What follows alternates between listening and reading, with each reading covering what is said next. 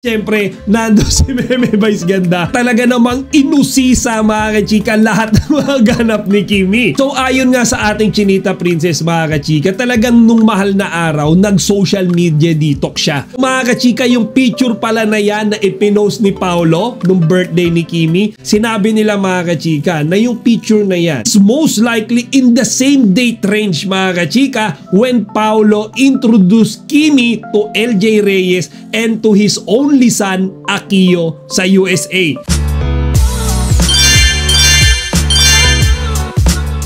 Magandang araw mga chika! Nandiyan po ulit ang inyong Chika Patrol. Bago tayo magsimula mga chika, ay naanyahan ko muna kayong mag-subscribe dito sa ating munting channel para palagi kayong updated sa mga latest at nagtitrending ng mga showbiz balita. Today is Tuesday, kaya naman let's have our quick Kim Pao update ngayong araw ng Martes mga chika.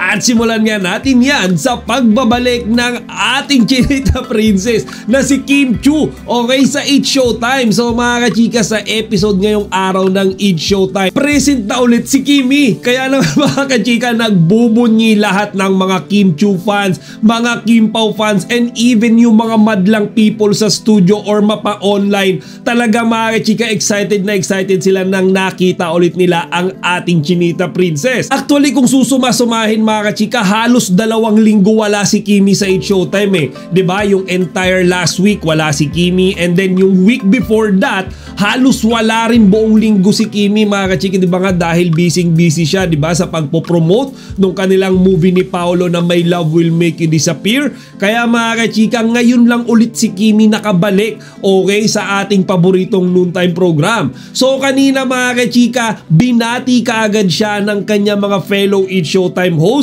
At syempre, hindi mawawala yung biruan. Okay? So mga chika, ayon nga kay Kimi ay nagkaroon naman daw siya ng time para makapagpahinga noong Lenten season. Di ba nga mga chika, nasa Balisin Island siya noon. Most likely kasama yung kanyang mga relatives at mga malalapit na kaibigan. So kanina mga chika, sa 8 Showtime, di ba nga, binigyan siya ng cake, binigyan siya ng flowers, at syempre, nando si Meme Vice Ganda. Talaga namang inusisa mga chika lahat ng mga ganap ni Kimi. So ayon nga sa ating Chinita Princess mga kachika, talagang nung mahal na araw, nag-social media detox siya. Okay, ang ibig sabihin nun, hindi siya nagpo-post, okay, ng kahit ano sa kanyang mga social media accounts, and hindi niya rin ino-open yung mga yon. Okay, mapa-Instagram man yan, mapa-Facebook, TikTok, lahat yan mga chika, iniwasan niya raw completely. Okay, di ba nga, sabi niya gusto niya raw magkaroon ng peace state of mind. Di ba, wala mo ng toxicity sa paligid. Kaya iyon yung ginawa niya Lenten season. And then mga chika, binanggit din ni Kimi na nag-fasting siya. Okay, actually, niloko pa nga siya dyan ni Meme Vice. Kumbaga, nag-fasting siya, ano yun, ang payat-payat niya na nga daw, nag-fasting pa siya. Pero yung ibig sabihin dyan ni Kimi, nag-fasting siya to the point lang naman na iniwasan niya lahat ng kanyang mga favorite foods. Okay, so basically mga kachika, mukhang kumain pa rin naman si Kimi, pero wala munang mga karne, di ba? Nagbawas daw siya sa mga sweets, okay, and then yung mga foods na lagi niyang kinakain, madalas niyang kinakain, nilayuan niya raw muna mga kachika. Siguro mga healthy foods lang muna. So mga chika, overall, naging masaya naman daw yung holiday weekend ni Kimi. Kumbaga, niloloko pa nga siya nung iba niyang mga kasamang host doon kung sino ba yung kasama niya, di ba, nung Holy Week. Okay, pero hindi naman siya nagbigay, okay, ng any tip, any hint sa atin kung si Paolo ba ay nakasama niya. Pero hindi naman na tayo kailangang mabitin dyan mga chika, kasi di ba, spotted natin sila nung nakaraang linggo lang, nag-jogging ulit sila nung umaga, and then nakita nga natin si Kimi na may bit-bit na cake.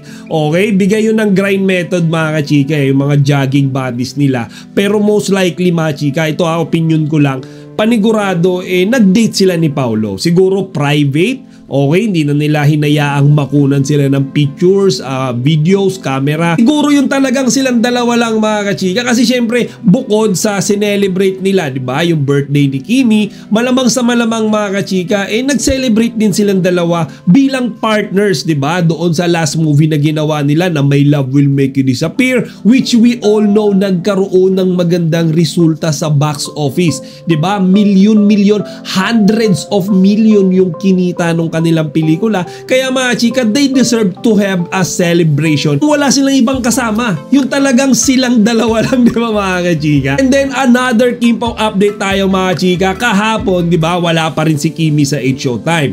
Pero meron siyang ipinost sa kanyang Instagram account kung saan makikita natin siya sa isang dressing room. Di ba? Para nga siyang inaayusan doon mga kachika. And siya mismo nagsabi na back to work ulit siya. Okay, yung caption doon sa pinost niya, back to work. Ang daming naguluhan mga kachika dyan sa video na yan ni Kimi. Kasi akala ng lahat, nung tinutukoy ni Kimi na back to work, back to 8 Showtime na siya. Pero wala siya sa 8 Showtime kahapon. So mga kachika, kaya pala nasa dressing room si Kimi ay may panibago ulit siyang produkto na ini-endorso. So this is a new blessing, okay, for our Chinita Princess. So nakakuha ulit siya mga kachika ng bagong endorsement. Unfortunately lang mga kachika, hindi i-disclose ni Kimi kung ano nga ba itong product or maybe service, okay, na i-endorse niya. Pero mga chika, mukhang surprise kasi meron siyang ipinost na parang hint, okay, parang bulaklak mga kachika. So kayo, alam nyo ba kung ano ibig sabihin dito ni Kimi, yung flower? Okay, kung alam nyo, ilagay nyo dito sa comment section. Kasi mukhang balak tayong sorpresahin ni Kimi mga kachika dyan sa bagong endorsement niya na yan. Pero kung mga chika, personal na opinion ko lang, mukhang medyo malaki-laki itong bagong e-endorse ni Kimi. Okay, malaking blessing ito. Bakit? Kasi Monday na Monday pa lang kahapon mga kachika, di ba? Absent na kaagad siya sa 8 Showtime.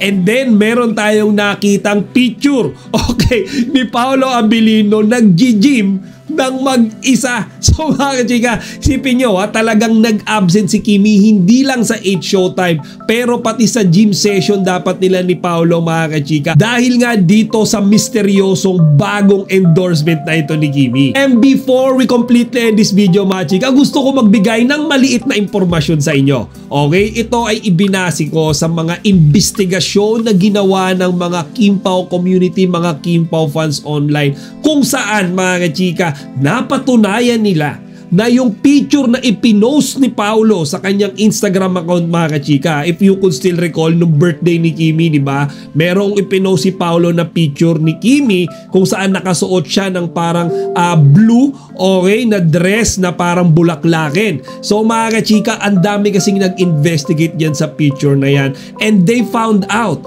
mga kachika, na yung picture na yan was taken New York, USA. Okay mga chika, so in the USA, that was last year. The same date mga kachika, nung si Kimi tsaka si Paolo biglang naglaho. Okay, di ba mga chika, nung pumunta sila sa US, biglang naging off-radar si Kimi tsaka si Paolo. Yun yung mga time mga kachika na napabalitang si Paolo ay iminit, okay, si Akiyo, and then si Kimi mga kachika ipinakilala ni Paolo sa kanyang anak.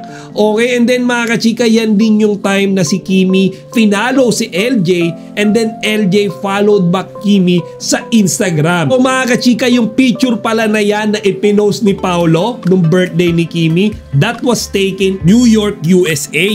Okay, isang sikat na kainan mga chika. And then mga chika, most likely, okay, hindi ko sinasabing tama ito. Again, nag-base lang ako sa mga nababasa ko online, sa mga investigation na ginagawa ng mga fellow Kim Pao fans natin. Sinabi nila mga kachika na yung picture na yan is most likely in the same date range mga kachika when Paolo introduced Kimi to LJ Reyes and to his only son Akiyo sa USA. Sa mga chika, mag-investigate din kayo, i-search nyo rin yan, panigurado makikita nyo yung topic na yan. O siya mga chika, hanggang dito na lang muna. Sa ngayon ay abang-abang lang muna tayo ng mga further Kim Pao updates sa mga darating na araw. Chika Patrol signing out.